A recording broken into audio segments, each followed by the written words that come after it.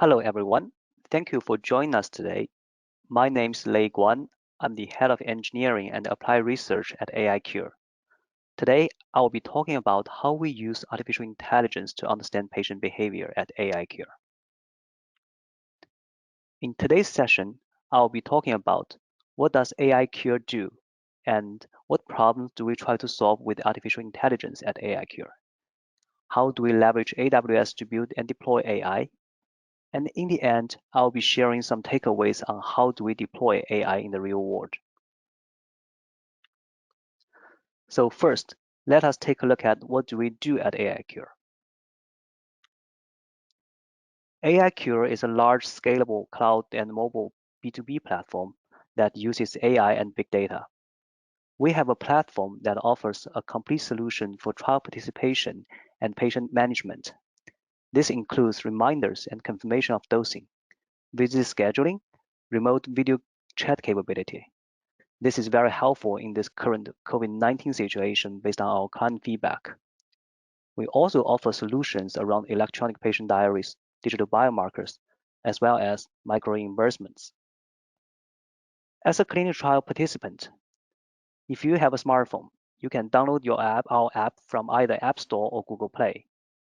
Or if you don't have any devices, you can just use our provision devices. After a patient is enrolled into the platform, a pre-set up protocol will be downloaded to the patient's phone. The app will start to operate based on that protocol. During the whole trial journey, the app acts like an assistant to the patient. For instance, the app reminds the patient when they should take the medication, how many pills they need to take, and also confirm that they have taken the right ones. This is how it works. When taking the drug, the app asks the user to go through a few simple steps, just like using DOT to ensure adherence. We are using AI to automate that process. AI is inferencing on the local smartphone and can run without any internet connection. This is a design choice requiring deep optimization, and we really put efforts in to make that happen because you really can't tell your patient, hey, I'm sorry, it's not the right time to take your drug because you don't have any internet connection right now. The application uses facial recognition to confirm the identity and use object recognition and activity recognition to make sure the right drug has been taken. The application is very easy to use. It has been tested with a wide range of users, ranging from 5 to 6-year-old kids to 70 to 80 years old senior folks. While interacting with the application, the whole session is being captured and sent to our backend for analysis. Through those analyses, we found something really interesting that things that we have never thought about before. For instance, we found some participants to be intentional non-adherent. As you can see in this video, the participant actually tries to spit the pill while interacting with the system. Just look carefully around the flash of the drug, and you will see around the mouth area, patient is trying to spitting out the pill.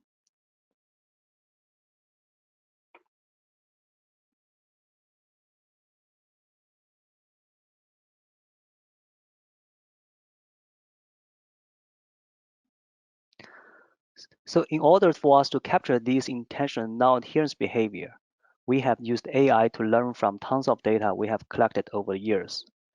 We have built a system to combine the intelligence of human and machine to generate insights that are actionable.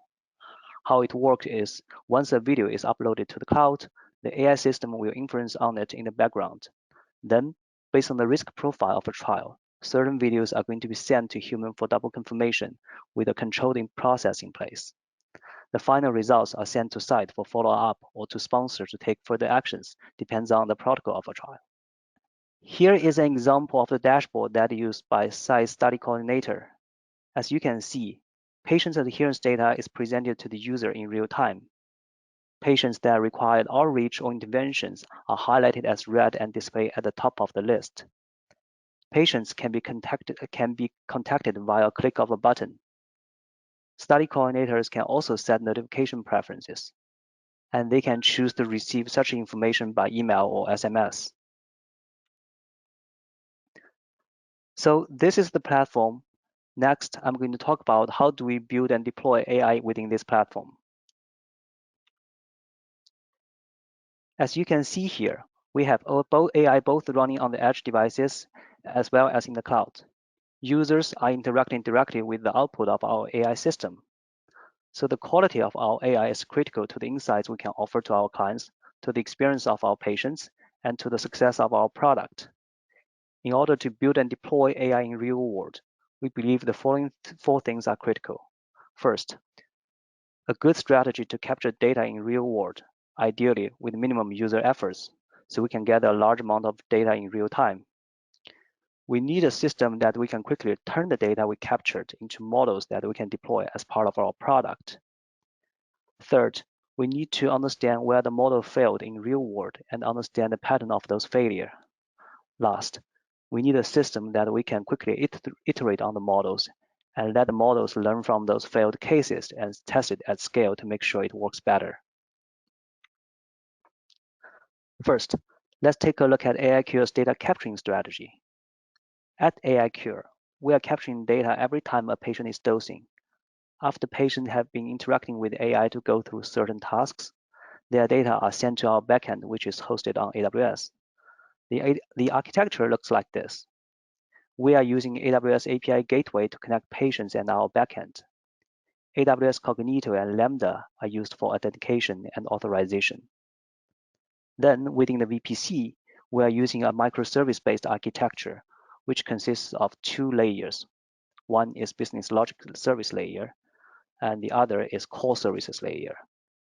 These services are running through a mix of ECS, Fargate, Lambda, and with different data stores, such as S3 bucket, RDS, DynamoDB. KMS is used for encryption. The platform is architected with security in mind from ground up. It's HIPAA compliant, scalable, secure, and flexible. Every time a patient is dosing, their data is captured, and we use that to train our AI. So the system essentially becomes smarter every time a patient doses.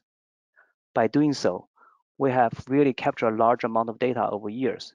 Currently at AICure, we have data that are collected over 26 countries with more than 600,000 videos, with more than 180 million image frames, and with more than 600 dosing events, and with more than 17,000 intervention events. Our data comes from real-world settings, and they're coming into the formality of videos, images, audios, and text. The text data include intervention data, adherence data, time on task data, PK data, and etc. As you can see from the chart on the right, it is going really fast, which is really good for us. However, the fast growing of our data also poses some challenges to us.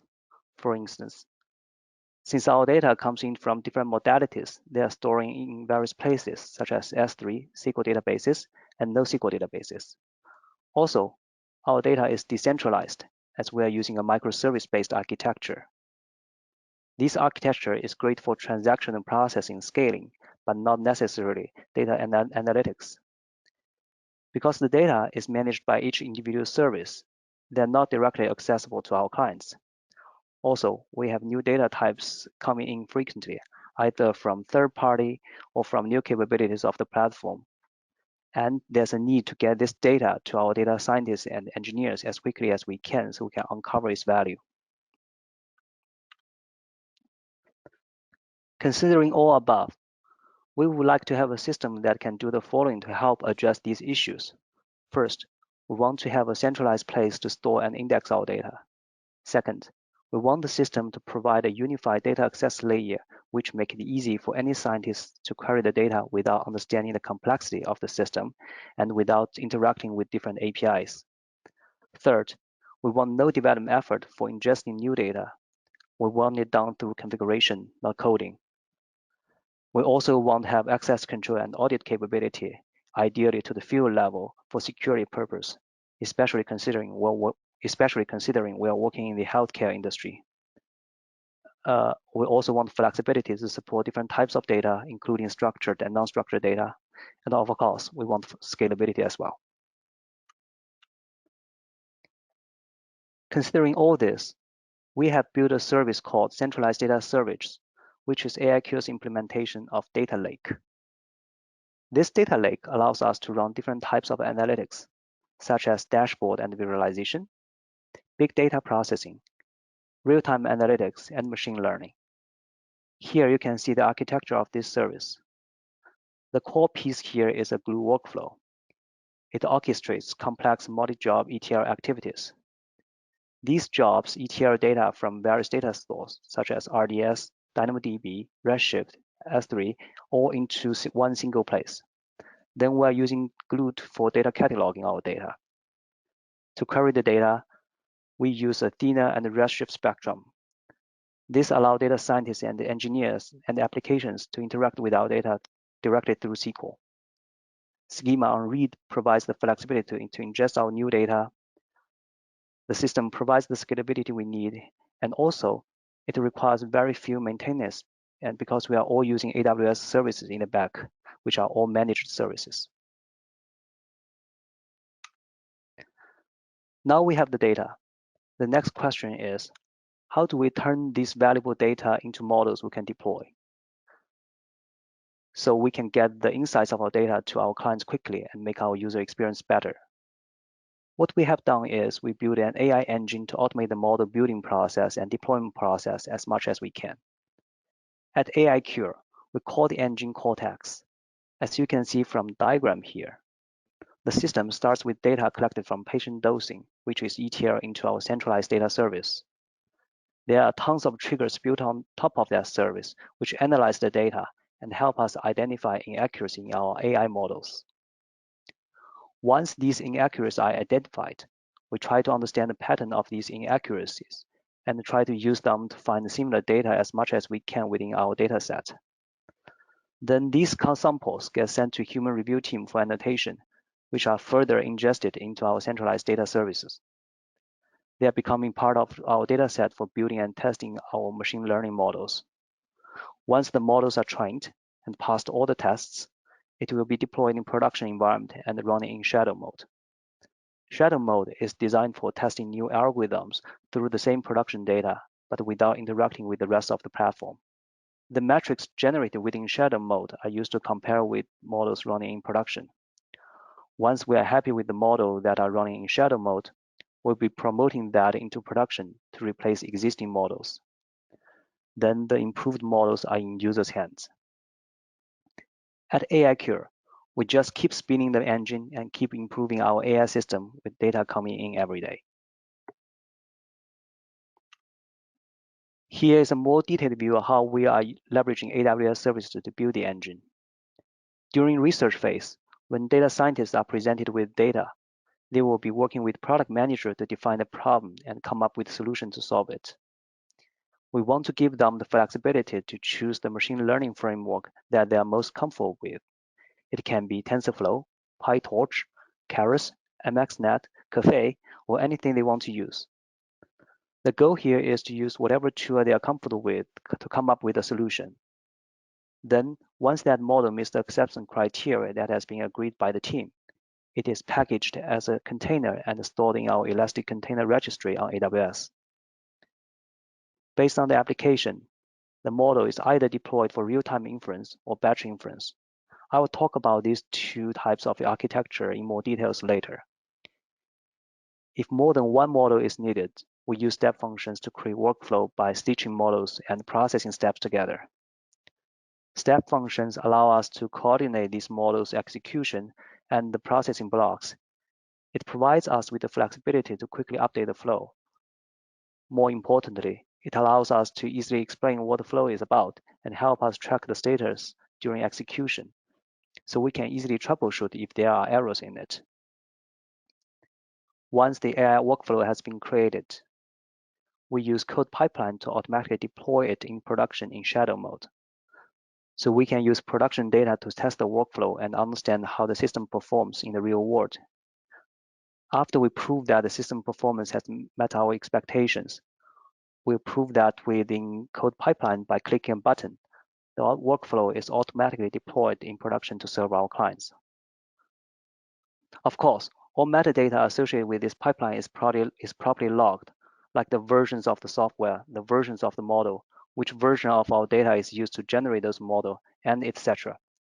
All these metadata are further ingested into our centralized data services, so we can easily query them if we need. In production, there are triggers and monitoring in place to help us automatically understand the performance of our models. The performance and the accuracies of the models are constantly updated to the team. Team use this to source more accuracy that can be further annotated. Those data and annotation are incorporated into our dataset, which will be further used to train and test our models. We just keep spinning the engine like this, and it continues to make our system better.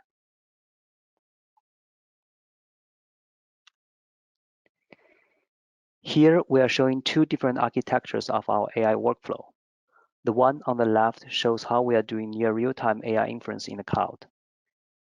In general, it starts with data uploaded to our S3 buckets. Then it triggers the execution pieces, which relies heavily on SNS, SQS, ECS, and Lambda. We normally run our AI models or processing steps in ECS or Lambda. We have chosen SQS as our queue system because it is easy to develop, easy to scale, easy to monitor, and easy to handle errors with its DLQ capabilities. The one on the right shows our batch processing AI inference architectures. This is normally executed once per day, which is triggered from AWS CloudWatch event.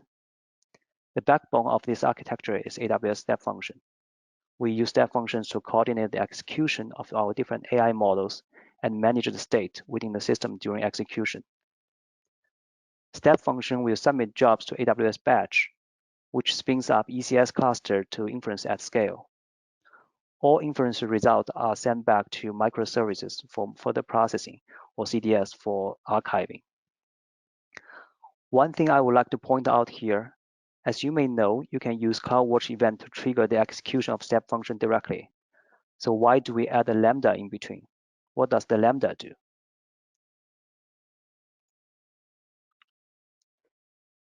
It turns out that we are using Lambda to generate metadata associated with each execution of our AI pipeline, so we can have proper audit trail in place.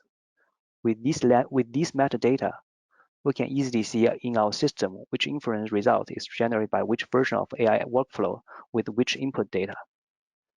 Since model is a derivative of data, by querying the metadata associated with the model, we can easily know that which version of the data set we used to generate the model and what the performance was like when we were validating it. The code executing the model are being stored in ECR and being tagged and tracked properly. By doing so, we have full traceability across the whole system, and we can repeat the generation of the model and the execution results if we want. In general, all AI workflow within our system are auditable and repeatable. We are capturing data like input and output data, execution time and steps, algorithms and versions. So we have full traceability here. Now I like to talk about another important piece within our system, human. Human is critical as it plays two fundamental roles in our system. First, it augments AI's capability by confirming or correcting mistakes generated from AI. This is critical in healthcare applications, which have low tolerance on the error of data in some cases. Second, human can help correct AI's mistakes, and AI can benefit from those corrections by continuously learning from them. Here are some examples of the dashboard we loop in human to help the system. The one you are seeing right now is our review dashboard. There are two roles associated with this dashboard, reviewer and adjudicator. Part of the reviewer's job is similar to our AI system, to come up with the suspicious level by watching a dosing video. Dosing video are sent to reviewers based on a set of rules that take into account time, risk profile of a trial, confidence of the algorithms, and etc. We ask reviewers to help us classify the video into 4 categories: red, which is intentional non-adherent with proof; orange, which is intentional non-adherent without proof; yellow, which is around usability or clarity, such as patient was dosing outside the video of the camera; and green, which is non-suspicious behavior identified. AI will output similar labels so we can compare that with the human results. On the right side, as you can see, we are also trying to capture metadata associated with the characteristics of a video and the behavior presented in the video, such as video is clear or not, and the quality of the video, or the patient is dozing while driving, something like that. The metadata around this is helpful for us to understand the behavior of the patients and help us to expand the capability of the platform as well. Here is a view of our adjudicator dashboard. It is very similar to our reviewer's interface, except we presented both human and AI's decision to the adjudicator. We didn't present AI's decision to the reviewer because we don't want to introduce any bias. However, for adjudicator, we want to give them as much information as we have so they can help us to resolve the conflicts between human and AI. For instance, as you can see here, we present both AI and the human reviewer's decision to the adjudicator. This is also a way for us to reduce the noises introduced by human. It is all this data that spins the engine at AICure that makes our system better. So this is our system. In the end, I would like to conclude the presentation with some takeaways. In order to launch a good AI-based product, we think the following are critical. First, good data collection strategy is critical to build successful AI products. Ideally, that strategy will help the user to achieve their goal without spending much efforts. In the meanwhile, it is able to capture the data the system needs to train from the real world. Once you have the data, you will need a system that can quickly turn the data into models and transfer that model from research prototype to production. Here, we believe automation is the key for build, test, deploy, and monitor. Leverage human as part of your system and try to have human and machine augment each other is also important. We believe this is especially important in healthcare applications. Leverage cloud services for scalability, flexibility, reliability, auditability, and security. AWS has built a ton of this. There's no need to reinvent the wheels, just leverage as much as you can. This is my presentation today. Thank you so much for spending the time with me. I appreciate you are listening. Have a good day.